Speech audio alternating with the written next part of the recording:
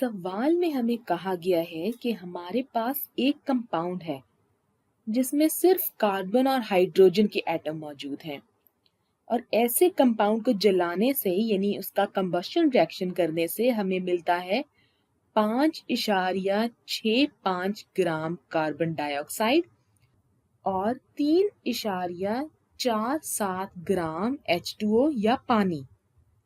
तो इस कंपाउंड का एम्पिरिकल फॉर्मूला क्या होगा? तो अब मेरी किसी भी वीडियो का सबसे पसंदीदा मरहला आ गया है जिसमें मैं कहती हूँ कि आप इस वीडियो को रोकें और देखें कि क्या आप इसका जवाब दे सकते हैं।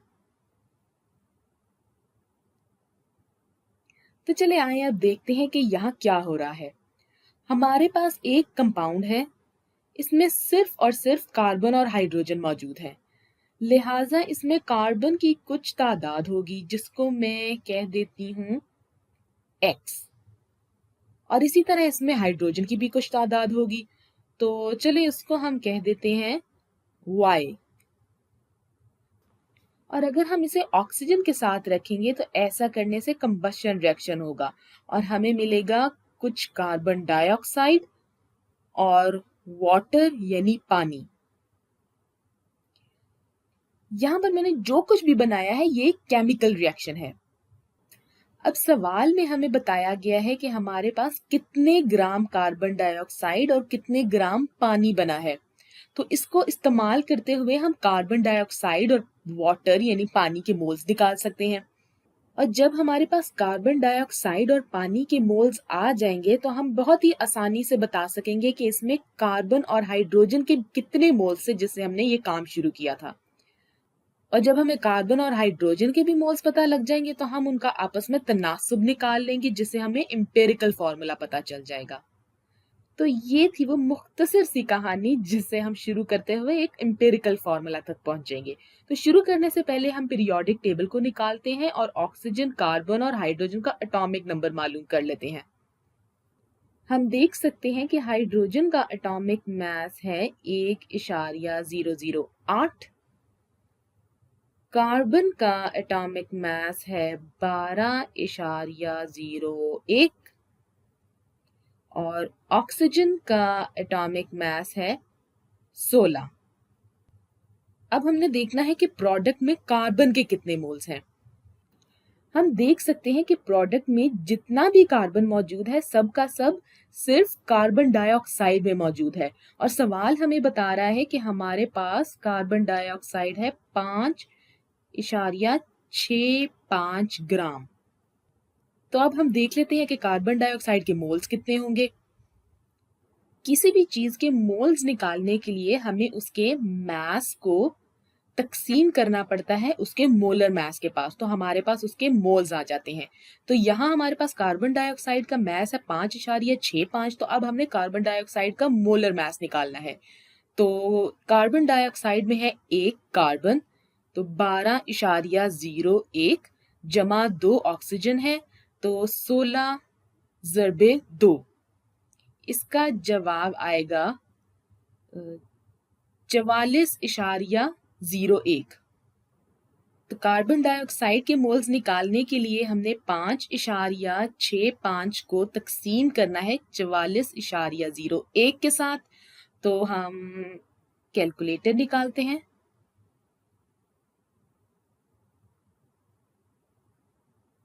इसका जवाब आता है 0.128। अब हमारे पास ये कार्बन डाइऑक्साइड के मोल्स आ चुके हैं। तो हम देख सकते हैं कि एक कार्बन डाइऑक्साइड के मोल में सिर्फ एक कार्बन का मोल है, तो यानी जितने कार्बन डाइऑक्साइड के मोल्स होंगे उतने ही कार्बन के मोल्स होंगे। तो यहाँ पर कार्बन के मोल्स बन जाते हैं 0.128।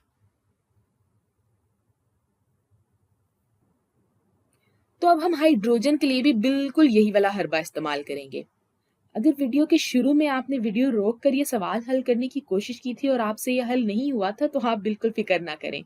आप अब कोशिश करें कि ये वीडियो रोकें और हाइड्रोजन के मोल्स निकालने की कोशिश करें। तो चलिए अब आए मिलकर हाइड्रोजन के मोल्स ढूंढते हैं। सवाल में हमें बताया गया है कि H2O है 3.47 ग्राम। तो अब हम देखते हैं कि H2O के मोल्स कितने हैं। ये करने के लिए हमें चाहिए होगा H2O का मोलर मास। तो हमारे पास है 2 हाइड्रोजन, लिहाजा 1.008 को ज़रब देंगे 2 के साथ और फिर इसमें 16 को जमा कर देंगे। तो हमारे पास जवाब आता है 18.016। अब H2O के मोल्स निकालने के लिए हम 3.47 को तकसीम करते हैं 18.016 के साथ और कैलकुलेटर हमें बताता है कि इसका जवाब है 0.192।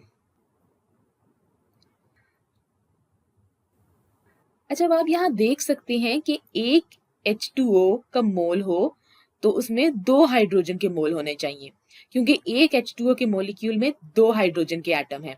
तो अब यहाँ क्योंकि हमारे पास H2O के मोल्स हैं 0.192, तो इसको हम दुगना कर लेंगे तो हमारे पास हाइड्रोजन के मोल्स आ जाएंगे। तो हमारे पास जवाब आ जाएगा 0.38। तो अब हमारे पास हाइड्रोजन के भी मोल्स आ गए हैं जो कि हैं 0.38। अब हमारे पास कार्बन और हाइड्रोजन दोनों के मोल्स हैं, तो हमारे लिए एम्पिरिकल फॉर्मूला निकालना जरा भी मुश्किल नहीं होगा, क्योंकि हमने इनके दरमियान में सिर्फ तनासुब यानी रेशो के बारे में सोचना है। तो हाइड्रोजन का कार्बन के साथ रेशो निकालने के लिए मैं 0.385 को तकसीम करूंगी 0.128 के साथ, यानी हाइड्रोजन के मोल्स को तकसीम दूंगी कार्बन के मोल्स के साथ। तो हमारे पास तकरीबन जवाब आता है 3।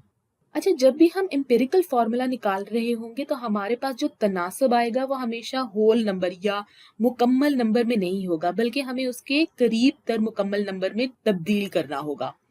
तो हम कह सकते हैं कि हमारे एम्पिरिकल फॉर्मूला में एक कार्बन के मुकाबले में 3 हाइड्रोजन मौजूद हैं।